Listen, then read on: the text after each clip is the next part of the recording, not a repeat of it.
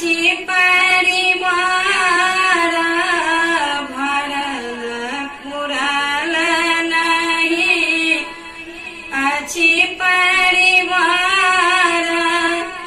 तनया देखिन अछि,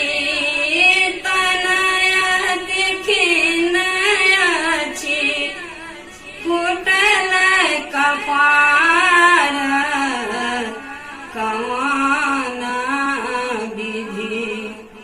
शिव हो उतरब पार, कवन विधि नहीं हम मंडन नहीं कालिदास, नहीं हम मंडन नहीं कालिदास, नहीं हम विद्यापति उगना खबास,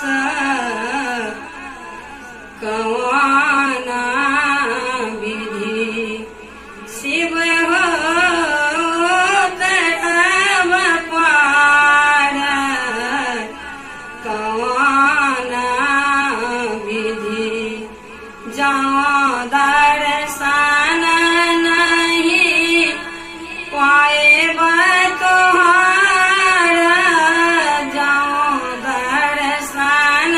नहीं पाएब तोहार, जन्म बिताएब, जन्म बिताएब